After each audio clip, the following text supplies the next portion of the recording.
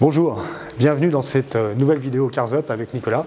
Aujourd'hui, nous allons vous faire partager l'essai d'une voiture mythique. Alors quand on parle de voitures mythiques, on imagine souvent des voitures absolument extraordinaires, des autos que personne n'a jamais vues, des autos que personne ne connaît. Là, c'est exactement le contraire, car c'est certainement la voiture la plus populaire et la plus fabriquée, ça c'est certain même, la voiture la plus fabriquée au monde. La Volkswagen Coccinelle.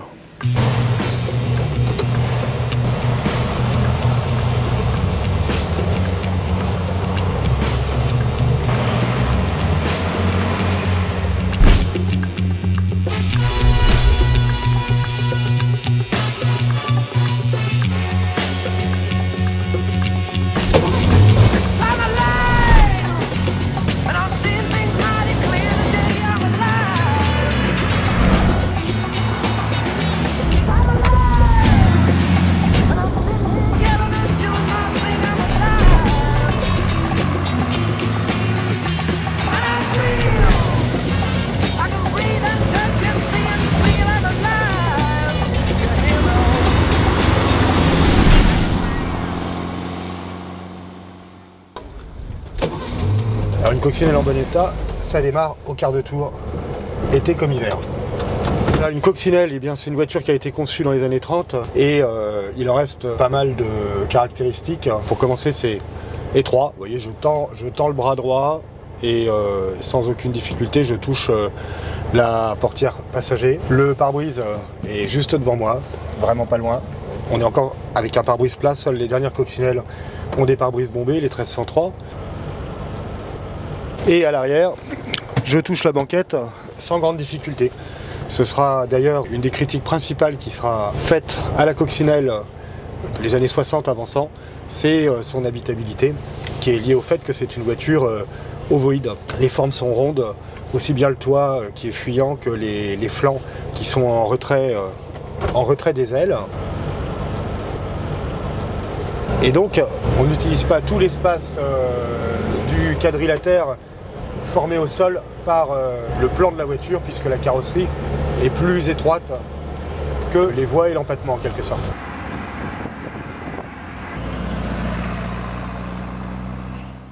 L'histoire de la coccinelle, c'est un bout d'histoire du XXe siècle en fait. Ça commence pendant le Troisième Reich, pendant l'époque de l'Allemagne nazie. La coccinelle est incontestablement le seul héritage positif du Troisième Reich nazi, de l'Allemagne de l'avant-guerre et de la Deuxième Guerre mondiale. Dans quel sens? Tout simplement parce que la coccinelle, qui est en fait émane d'un projet de voiture populaire du docteur Ferdinand Porsche, le père de Ferry Porsche, qui sera le patron de la marque Porsche que l'on connaît encore aujourd'hui. Ferdinand Porsche, qui était un ingénieur de renommée internationale déjà dans les années 20 et 30, avait le projet, dès le début des années 30, d'une voiture populaire, voiture de construction de très grande série, permettant d'abaisser les coûts et de proposer au plus vaste panel de clients possible un véhicule économique de construction simple et d'utilisation facile. Ces premiers prototypes l'ont été pour une marque de moto très connue à l'époque, le premier constructeur de moto Zundap. Et ensuite, le deuxième prototype l'a été pour une autre marque très connue de moto, qui est passée à l'automobile ensuite, NSU.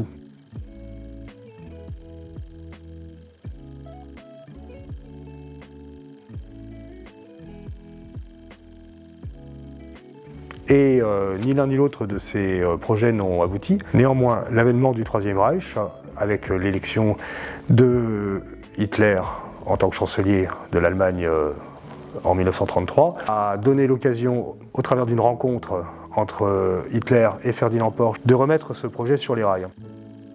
Il semblerait que le docteur Porsche n'avait absolument aucune velléité politique particulière et que c'était seulement l'immense intérêt qu'il portait à la réalisation de ce projet d'une voiture populaire. Hitler avait en effet, est-ce vrai ou est-ce faux, était-ce déjà une manigance pour créer une usine de véhicules militaires financée par le peuple?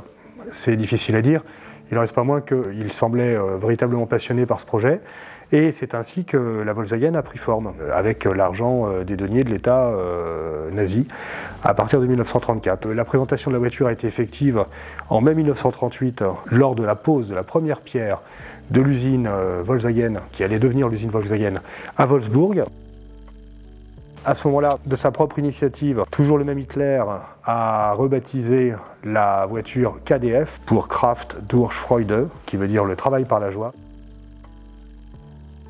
qui était en fait une organisation d'État allemande qui avait pour but de promouvoir les actions de l'État au bénéfice, soi-disant, de son bon peuple en leur proposant des distractions diverses et variées. Donc il a associé la proposition de cette automobile pour le peuple à cette organisation, la KDF, et a baptisé la voiture de ce nom. Ce qui a ulcéré Ferdinand Porsche à l'époque, qui tenait absolument au nom de Volkswagen, qui veut dire voiture du peuple. Volk, c'est peuple en allemand, et Wagen, c'est voiture.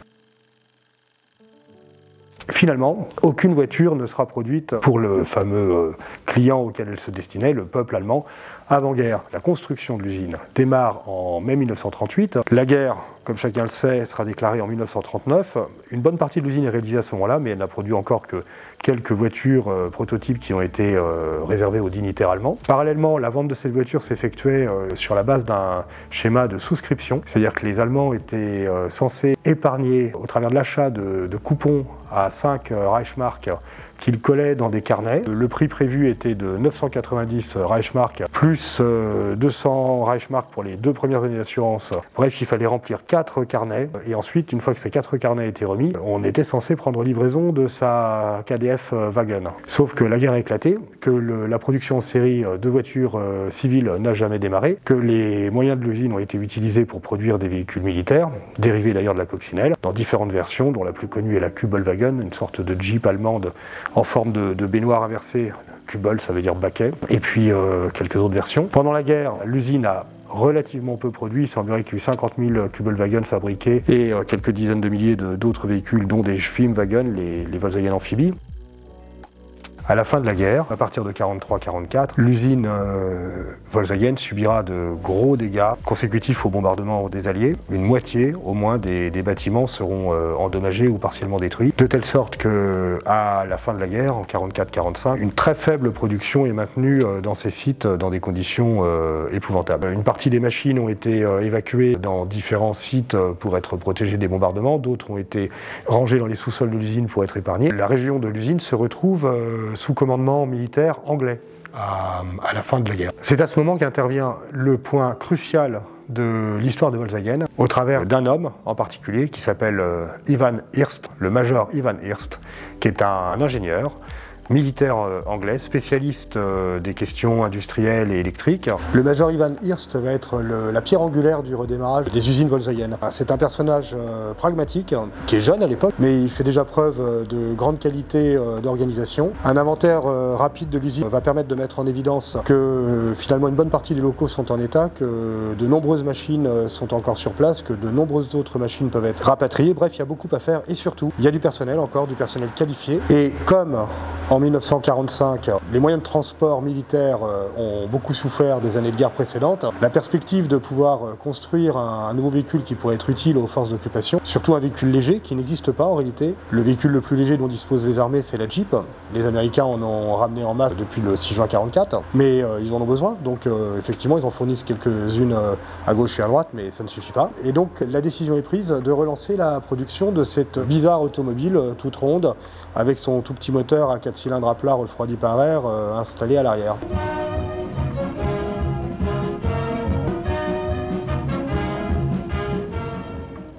Donc de manière parfaitement artisanale, les voitures sont assemblées à la main, les premières voitures sont fabriquées dès 1946 et à bon train. Une commande de 20 000 véhicules est passée par les forces d'occupation. Dès l'année suivante, une production s'organise de manière un peu plus industrielle, et en 1948 davantage encore, et en 1949 davantage encore, de telle sorte que ce sont rapidement des milliers de coccinelles qui sortent dans l'année. Donc à partir de 1946 et les années suivantes, la production s'organise et le rythme de sortie des voitures accélère de manière assez spectaculaire. Je vais vous donner des chiffres. En juin 1948 sort la 100 millième. En août 1955, 7 ans plus tard, le 1er million. Et en septembre 61, la 5 millionième. Pour arriver, alors là la production en Allemagne aura été arrêtée entre-temps et elle perdurera au Brésil et au Mexique, à 20 millions de voitures fabriquées en avril 81. Alors, vous comprenez immédiatement au travers de cette histoire que c'est une voiture dont la production a perduré extrêmement longtemps. D'ailleurs, elle a perduré si longtemps qu'elle a duré presque jusqu'à ces derniers jours, puisque la dernière coccinelle est tombée des chaînes mexicaines le 31 juillet 2003. Et c'était la 21 529 464e exemplaire. Pour vous donner une idée, en 1964, l'année de la fabrication de celle-ci, il en a été fabriqué 825 280 dans l'année. Voilà, ce sont des chiffres ahurissants, à nul autre comparable, hormis quelques productions américaines à l'époque, mais qui s'étalaient sur différentes versions de différents modèles. Alors que Volkswagen, jusqu'en 1963, Volkswagen ne fabriquait que la coccinelle, la berline 1200, standard et luxe, et le combi. C'est évidemment pas un foudre de guerre, aucune coccinelle n'a jamais marché très fort. Les premières étaient très brièvement des 1000 cm3 avant-guerre, ensuite on est très rapidement passé à 1100, 25 chevaux, puis 1200, ensuite est arrivé la 1300, dans la deuxième moitié des années 60, parallèlement à la 1300 est sortie aussi la 1500 qui faisait de mémoire 44 ou 46 chevaux. Donc on voit que la puissance en fait augmente très modérément en rapport avec l'augmentation de cylindrée. Les dernières versions étaient proposées en version S pour sport avec un 1600, les 1300 2S puis 1300 3S qui avait par ailleurs un nouveau châssis avec des suspensions McPherson, etc. Et le 1600 faisait 50 chevaux. Et là on tangentait les 130 km/h en pleine colère. Mais quoi qu'il arrive, la particularité de la coccinelle a toujours été d'offrir la possibilité de rouler à fond. En fait, dès le départ, c'est un moteur qui a été conçu pour être exploité en permanence au maximum de ses possibilités. Pour ce faire, c'est un moteur qui ne tourne pas vite, 4500 tours maximum. Celles qui étaient censées être les premières voitures de série avant-guerre et les premières voitures fabriquées après-guerre, le moteur n'atteignait pas tout à fait 4000 tours. Le régime de croisière d'un moteur de Volkswagen, c'est 4000 tours minute. Et comme la démultiplication donne environ, selon les modèles, aux alentours de 30 km/h pour 1000 tours, on comprend qu'à 4000 tours, on est à 120. Donc les plus anciennes tournaient un petit peu moins vite, et à 3500 tours, on était à 100. C'était l'idée. Un moteur conçu pour être utilisé en permanence à fond, un moteur qui n'a pas, à proprement parler, beaucoup de puissance, mais par contre, un couple qui, à défaut d'être élevé, est disponible en permanence. Et c'est d'ailleurs assez amusant parce que quand on accélère, on s'aperçoit que ce qui compte, c'est d'accélérer et pas de prendre des tours. À cette vitesse-là, par exemple, on est déjà en quatrième alors que j'étais à 50 km/h. Et en fait, ça se passe très bien. En revanche, le manque de puissance se fait sentir dès qu'on a des côtes. Là, il faut rétrograder, il n'y a pas de mystère. Alors les premières avaient des boîtes non synchronisées, mais c'est une autre époque, hein. L'avant-guerre et l'immédiate après-guerre. Ensuite, la boîte de vitesse s'est modifiée. Les trois rapports supérieurs sont synchronisés, la première ne l'est toujours pas. Une boîte entièrement synchronisée apparaît, c'est le cas de ce modèle. On a donc une boîte à 4 rapports avec des synchros brevets Porsche. C'est bien logique puisque c'est Ferdinand Porsche qui a conçu cette voiture.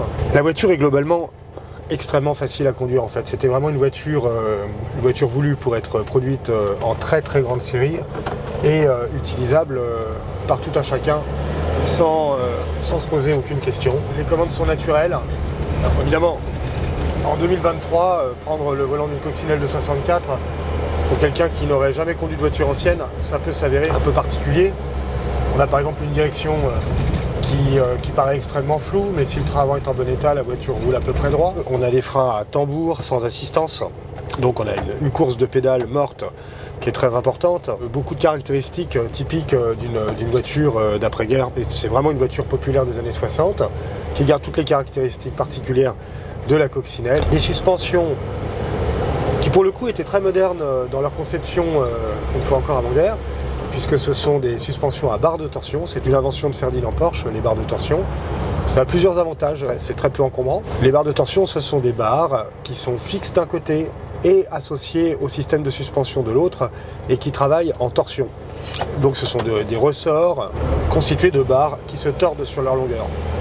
Donc c'est très peu encombrant, c'est léger et Ça peut contribuer, selon la façon dont c'est conçu, à une forme de souplesse assez intéressante de la suspension. En l'occurrence, c'est pas exactement le cas de la coccinelle, qui est plutôt une suspension sautillante, même si elle a été améliorée, comme tout le reste de la voiture, de nombreuses fois et en permanence, mais c'est quand même un petit peu raide.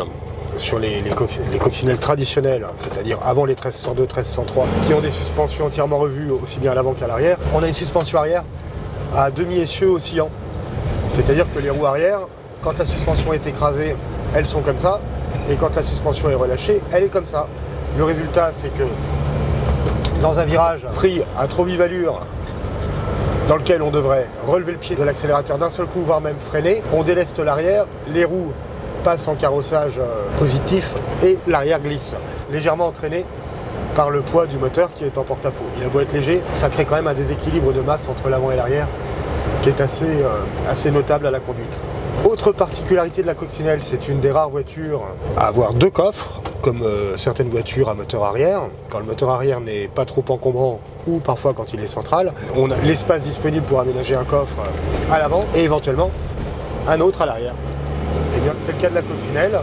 Le coffre avant a vu ses dimensions utilisables améliorées avec le temps en modifiant la forme du réservoir d'essence qui est lui aussi à l'avant. Et on dispose d'un deuxième coffre derrière la banquette arrière parce qu'en fait le moteur c'est un 4 cylindres à plat, le moteur comme chacun sait. Donc c'est un moteur très plat. Ce que l'on voit quand on ouvre le coffre, c'est uniquement le système de turbine de refroidissement, le dynamo ou d'alternateur. Celle-ci est un moteur modernisé, il y a un alternateur. Et le carburateur. Le moteur proprement dit, carter, moteur, cylindre, culasse, sont en dessous de la tôle qui affleure l'ouverture de coffre.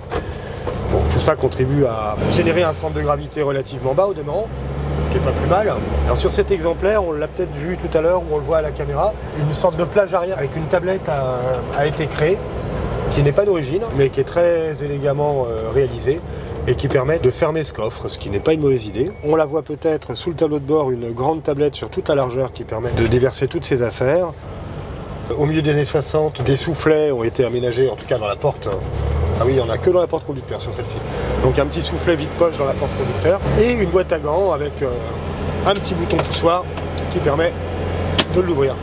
Parmi les autres caractéristiques de la coccinelle, il en est une qui est principale, c'est la qualité de fabrication. On le voit à l'image, c'est rustique, c'est assez rudimentaire. En termes d'équipement, c'est une voiture économique, ça fait partie des voitures les moins chères du marché, même si de nombreux éléments ont été remplacés, modifiés, améliorés presque quotidiennement tout au long de la production. Et c'est une voiture pour laquelle l'essentiel a été amorti, surtout si on considère qu'il en a été fabriqué à l'époque de sa gloire, c'est-à-dire depuis la moitié des années 50 jusqu'au début des années 70, il en était fabriqué entre 800 000 et 1,1 million par an.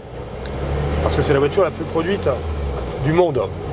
Le cas de Volkswagen dans l'industrie automobile est un cas vraiment unique. La monoculture, enfin pas tout à fait unique, mais dans ses proportions parfaitement unique, la monoculture autour d'un seul modèle. Ça a d'ailleurs failli leur jouer des tours, puisque au début des années 60, la coccinelle commençait à être déjà un petit peu démodée. C'est une forme qui était moderne en 1938, mais qu'il était déjà nettement moins au milieu des années 50 et qu'il n'était plus du tout au début des années 60. Il fallait vraiment que cette voiture ait d'autres qualités, des qualités d'économie, des qualités de robustesse, des qualités de prix d'achat très raisonnables, des qualités de construction, de facilité d'usage, etc., etc., pour continuer à se vendre. Même le patron de Volkswagen, au milieu des années 60, Heinrich Nordhoff, était étonné que la coccinelle plaise encore autant, à une époque où il s'en vendait effectivement 1 million par an. Et les raisons étaient simples, c'est que la coccinelle était en quelque sorte l'anti-voiture par excellence. Anti-frime, anti-chic, anti-élégance, anti-performance, anti-tout. C'est un outil. Alors aujourd'hui,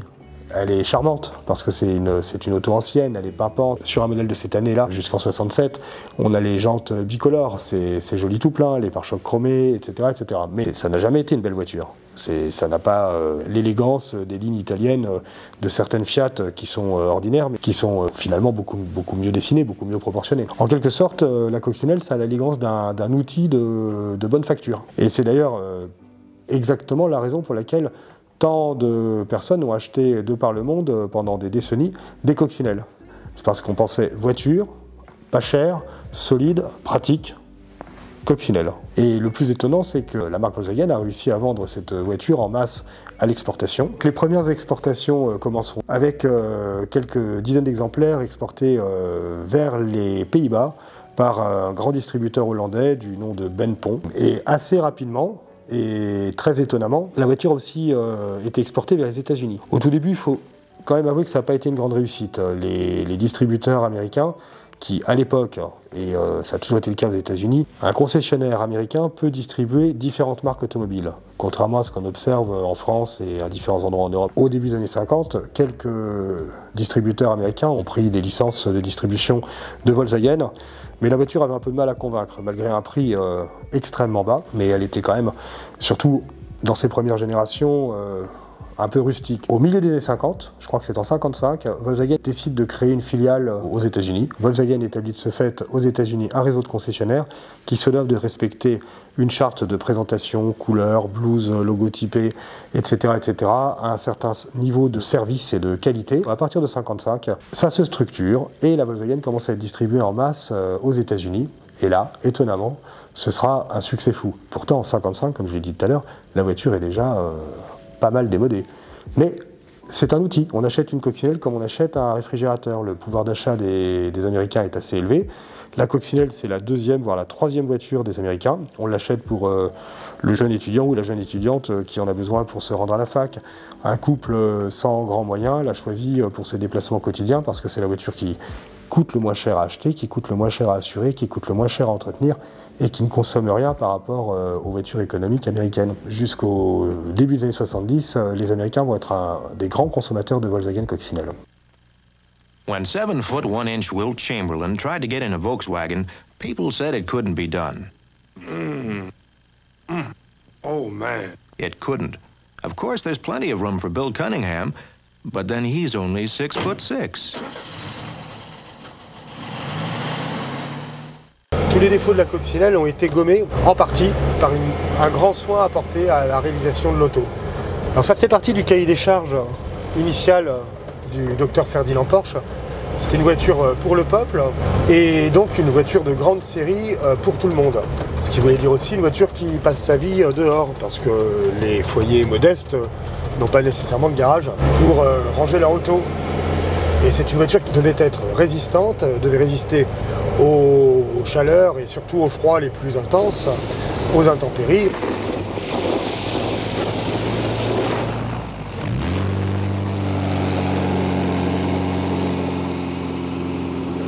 Donc c'est une voiture qui a été conçue de manière à être solide, avec un moteur non pas rustique, parce qu'il est en alliage léger et il est très bien conçu, mais un moteur offrant des caractéristiques de vitesse de rotation et de couple, comme je le disais tout à l'heure, qui font qu'on n'a pas besoin de le solliciter beaucoup au quotidien, mais par ailleurs il est fait pour fonctionner à fond en permanence. Et le reste de la voiture a été conçu de la même manière, simple et solide. Try looking at a Volkswagen this way. It's the only small car with a sealed steel bottom that leaves nothing exposed beneath it. And the VW is built to take a little punishment.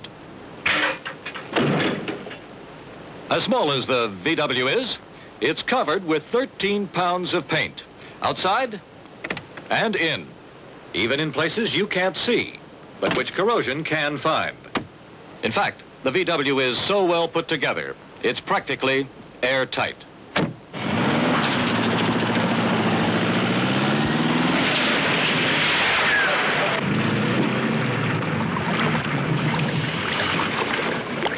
Now, what other car gives you this kind of quality, kind of price?